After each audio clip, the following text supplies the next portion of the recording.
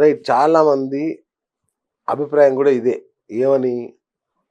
వీళ్ళని బీసీ కులగణన కదా అడిగింది. స్థానిక సంస్థల ఎన్నికల కోసం కదా. హఠాత్తుగా ఇది ఎందుకు పెట్టుకున్నారు? ఏ వకలాభరణం లాంటి వాళ్ళు ఎవరో కేసు వేయకపోతారా, దీన్ని ఆపేయకపోతారా అని చూస్తున్నారనే ఒక అపప్రద కూడా వచ్చింది ఇప్పుడు దీని మీద. నేను వ్యతిరేకంగా అంటే మీ ఏదన్నా కారణంగా చెయ్యకపోతే ఇస్తా, ఇంటింటికి రాకపోతే ఇస్తా. అవును, 100% సర్వే జరగకపోతే కేసేసి సర్వే చేయించడానికి చేస్తా. సర్వే కావాలని కోరుకున్నాను నేను. సర్వేని ఆపడానికి ఇవ్వడానికి చేస్తే నేను ఏం చేయలేదు. ఎగ్జాక్ట్లీ. అట్లా ఆపడానికి వీలుగానే అది తయారు చేసారు. నువ్వు రైట్ టు ప్రైవసీ చూడవా? పుట్టస్వామి కేసులో 9 మందితో కూడినటువంటి రాజ్యాంగ ధర్మాసనం గోప్యత ప్రాథమిక హక్కు అని చెప్పి యునానిమస్ గా రికగ్నైజ్ చేసినప్పుడు గోప్యతకు సంబంధించిన ప్రశ్నలు అంత విచ్చలవిడిగా విరివిగా ఉంటే రేపు నష్టం జరుగుతుందని చెప్పి ప్రాథమికమైనటువంటి అప్రమత్తత కూడా నువ్వు ప్రదర్శించావా? చూసుకోవా? ప్రొటెక్షన్ యాక్ట్ లేదా డాటా సెక్యూరిటీ ప్రొటెక్షన్ యాక్ట్ ఏం చెప్తున్నావు చూడవా? న్యాయ నిపుణుల సలహాలు తీసుకోరా? ఊరికే ఎట్లా పోతారండి? అయినా పర్వాలేదు, మీ ఇష్టం డిగ్రీ లేకుండా లేదు, కానీ సర్వే సక్సెస్ఫుల్ కావాలి. ఓకే, సర్వే జరగాలి, ఇంటింటికి రావాలి. రాకపోతే నేను కేసు ఎత్తాను చెప్తాను కదా. నేను ఇక్కడ సక్సెస్ కాకపోతే సుప్రీంకోర్టు కూడా పోతా. ఓకే, ఆ డాటా తేలిన తర్వాత 42% బీసీలకు ఇచ్చిన తర్వాత స్థానిక సంస్థల్లో ఎన్నికలు జరగనిస్తాం. అప్పటిదాకా జరగనీయం. నువ్వు ఎందుకు హామీ ఇచ్చినావు? సో అంటే నువ్వు నాకు హామీ ఇస్తానే కదా. మా బీసీ వర్గాలకు 42% రిజర్వేషన్ స్థానిక సంస్థల్లో పెడతానంటేనే కదా ఓట్లు వేసి వాళ్ళ అధికారంలోకి తీసుకొచ్చింది. అవును, నువ్వు మొత్తం డాటా తీసుకొచ్చి సేకరించినావు. ఈ డాటాలో బీసీలు ఎంతమందో తేలింది. ఈ డాటాను ముందు పెట్టుకొని ఇంత సర్వసమగ్రంగా శాస్త్రీయంగా మేము చేసినాం. నువ్వు కోర్టులను ఒప్పిస్తావో మెప్పిస్తావో ఏం చేస్తావో నాకు తెలియదు. 42% రిజర్వేషన్ ఇవ్వాలని కూడా నేను డిమాండ్ చేస్తా ఉన్నా. సో ఇంకో 5 ఏళ్ల తర్వాత ఇక బయటకు వచ్చేది ఈ లెక్క. రైట్. కేసీఆర్ మౌనాన్ని ఎట్లా చూడాలి? సంవత్సరం అయింది, ఆయన ఉలుక్కు లేదు పలుకు లేదు, ఏంటి? కేసీఆర్ అనేవాడు రాజనీతిజ్ఞుడు.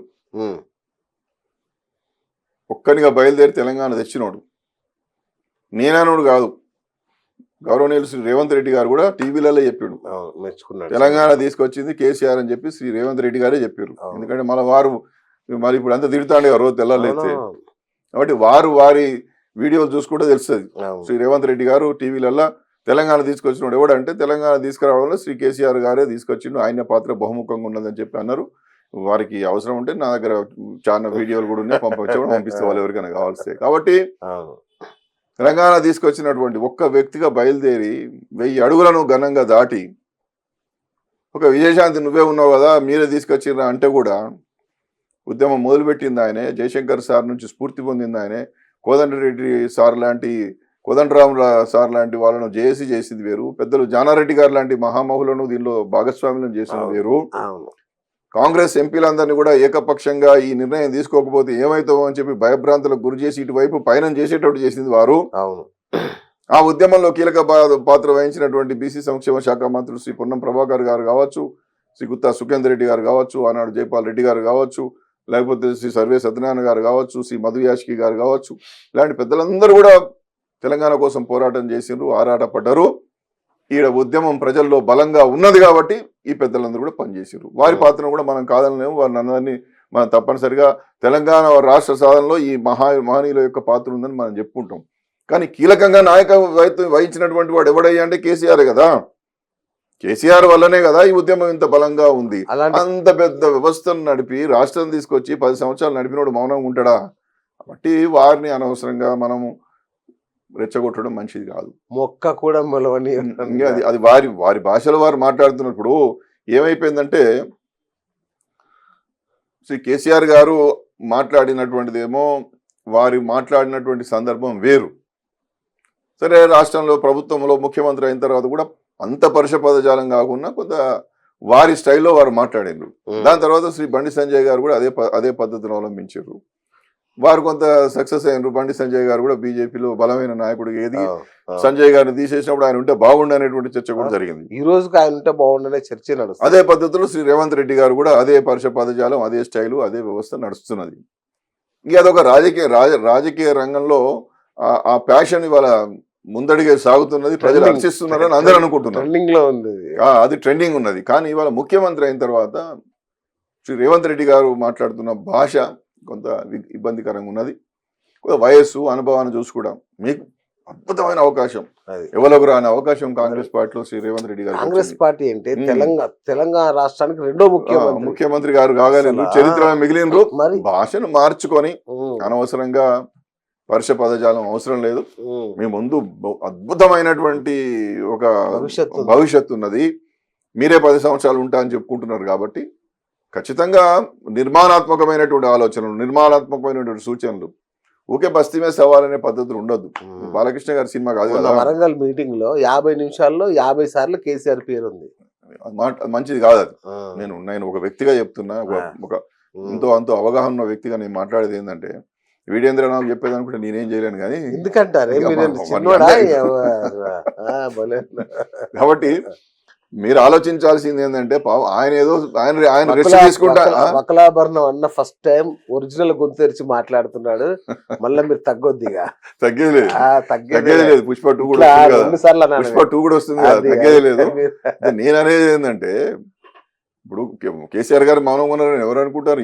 ఏం చేస్తాడో ఆయన, ఎంత రాజనీతిక ప్రదర్శిస్తాడో, దేశాన్నంతా హైదరాబాద్ వైపుకు తెలంగాణ వైపు చూపించగలిగినటువంటి వ్యక్తిని పట్టుకొని తెలంగాణ రాష్ట్రం సాధించి పెట్టి ఎవరు అన్నా అనుకోకుండా ప్రగతి మాత్రం అవినీతి వాడి మీద మాకు అవగాహన లేదు, వాడి గురించి మేము మాట్లాడలేము, దానికి చట్టాలు చుట్టాలు వ్యవస్థలు ఉన్నాయి, వీరు అధికారం ఉన్నారు, మీరు ఏం చేస్తారో చేసుకోండి. మీరు ఉన్న ఆస్తులు అమ్ముకున్నారు, మీరేమో ఉన్న ఆస్తులు అమ్ముకున్నారు అంటున్నారు. నా గురించి పక్కన పెట్టండి. అంటే దానికి సంస్థలు ఉన్నాయి, ఏజెన్సీలు ఉన్నాయి, వాటి పని అది చేసుకుంటది. కానీ తెలంగాణ ముఖ చిత్రాన్ని ప్రపంచంలో ఒక గొప్పగా చూపించిన వ్యక్తిగా కేసీఆర్ ను అభినందించడంలో, వారిని ప్రశంసించడంలో ఏమాత్రం తప్పులేననేది నా మాట. కరెక్ట్. దాన్ని మీరు కాదనుకుంటే మనం ఏం చేయలేము. ఇవాళ మనం తిడతాం కావచ్చు, కానీ చరిత్ర నుంచి ఎవరు దురిపేస్తారు? ఎవరు దురిపేయగలుగుతారు చెప్పండి? తెలంగాణ ఎవరు తీసుకొచ్చిందంటే రేవంత్ రెడ్డి తీసుకొచ్చింది అన్నారు కదా. నిజంగా మొక్కనేనా కేసీఆర్? ఇంకా అది మొక్కనా, కల్పవృక్షమా, వటవృక్షమా?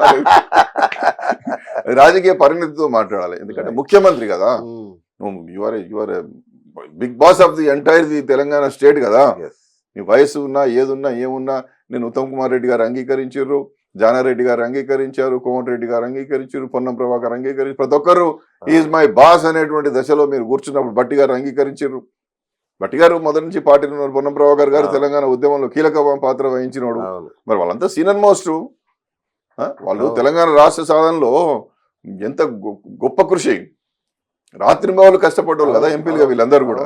వాళ్ళందరూ కూడా ఇవాళ నిన్ను ఆనాడు మీరు తెలంగాణ ఉద్యమంలో ఎక్కడ ఉన్నారో మనకు తెలియదు, కానీ నాకు పెద్ద జ్ఞాపకం లేదు. వీళ్ళంతా హీరోలు, మీకు తెలీదా? వీళ్ళంతా హీరోలు కదండి. ఇవాళ హీరోలంతా యు ఆర్ మై హీరో అంటున్నారు. దాన్ని నిలబెట్టుకోవాలి. చిన్న వయసులో వచ్చినటువంటి అవకాశాన్ని, అద్భుతమైనటువంటి ప్రజాస్వామ్యంలో ఒక రాష్ట్రానికి ముఖ్యమంత్రి 40, 56, 57 ఏళ్ళకు మీరు కాగలిగినంటే మీరు ఎంత గొప్పగా ప్రవర్తన చేస్తే అంత గొప్పగా ఉంటుంది. విమర్శలు, దుర్విమర్శలు, సద్విమర్శలు 2 ఉంటాయి. దుర్విమర్శలను కూడా మిమ్మల్ని కావాలని రెచ్చగొట్టి, మిమ్మల్ని కావాలని ఇబ్బందులు పెడితే కూడా ఆ విమర్శల్లో ఉన్నటువంటి అసలు విషయాన్ని గమనించి మీలో మార్పు కోసం ప్రయత్నం చేయాలి. కేసీఆర్ను తిట్టున్నాడు ఎవడన్నా ఉన్నాడా? తాగి పన్నడానుడు, అమ్ముడు వేడినానుడు, ఎక్కడ వేడినానుడు, అసలు కేసీఆర్ పడ్డాను తిట్లు ఎవడన్నా పడ్డా? మరి ఆయన అంత ఆదర్శంగా ఉన్నావు, గానం తిట్టుడు ఎందుకు? నువ్వు నీ పన్ను చేసుకోక, నీ గ్యారంటీలు ఏందో, నీ 420 హామీలు ఏందో, నువ్వు బీసీ డిక్లరేషన్ ఏందో చేయరాదు. నువ్వు ఇన్ని హామీలు నెరవేర్స్తే 10 సంవత్సరాలు కాదు 20 సంవత్సరాలు నువ్వే ఉంటాం. ఇక మేము బీసీల పార్టీ పెట్టాం, మీ ఎంబడే తిరుగుతాం. అరే ఇవాళ బీసీలందరూ ఏకమై రాజకీయ పార్టీ పెట్టాలి, ఇక మనకు సమయం ఆసన్నమైంది, మనం ఏకం కాకపోతే మనకు జీవితం లేదు, భవిష్యత్తు లేదని ఎందుకు అనుకుంటున్నారు? 10 ఏళ్ళు బీసీల రాజకీయ పార్టీ గురించి ఎందుకు ఊసురాలేదు? ఇవాళ మల్లన్న అంత బలం ఎందుకు గెలిపిస్తున్నాడు? నీ పార్టీలో ఉండి బల్లన్న అంత గట్టిగా అనిపిస్తున్నాడు కదా. వచ్చే ఈయన లాస్ట్ ముఖ్యమంత్రి అంటాడు. కాంగ్రెస్ పార్టీ శాసన మండలి సభ్యులు శ్రీ గౌరవనీయులు తీర్మానం మల్లన్న గారు ఏమంటున్నారు?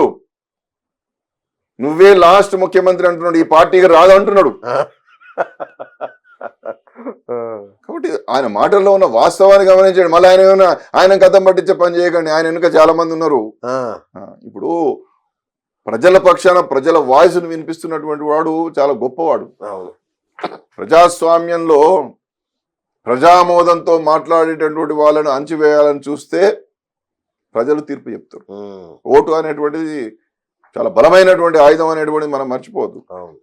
కాబట్టి ఇవాళ మీరు అడిగిన అడగకపోయినా లగచర్లలో ఒక సంఘటన జరిగింది అనుకోండి, మీ నియోజకవర్గంలో జరిగింది. Correct. ఒకనాడు మీరు ఆడ కూర్చొని ఏమైంది బిడ్డ ఏంసి అని చెప్పి కూర్చొని మాట్లాడుకొని సెటిల్ చేసుకొని, ఇగో ఇది కాబట్టి ఇది ఇస్తా బిడ్డ, ఇక్కడ 1 ఎకరం కాబట్టి 4 ఎకరాలు ఇస్తా అని చెప్పి మాట్లాడుకొని, నువ్వు ఎంత హుందాతనంగా మీ యొక్క పరిపాలన తీరును మీరు చూపించాల్సి ఉంటే తీసుకుపోయి కాబట్టి ఆదివాసులను తీసుకుపోయి రోకల్ మండలి ఎక్కించుడేంది? కలెక్టర్ కొట్టింది ప్రచారం అయితే లేదు, కొట్టిరా లేదా నాకు తెలియదు. మీరు చేసేదాన్ని వాళ్ళ ఉన్నత న్యాయస్థానం పట్నం నరేందర్ రెడ్డిని మీరు అరెస్ట్ చేస్తే ఉగ్రవాద అని అడుగుతున్నారు. కలెక్టర్ని ఎందుకు కొట్టి తప్పే కదా అరెస్ట్ చేసి అంటలేరు.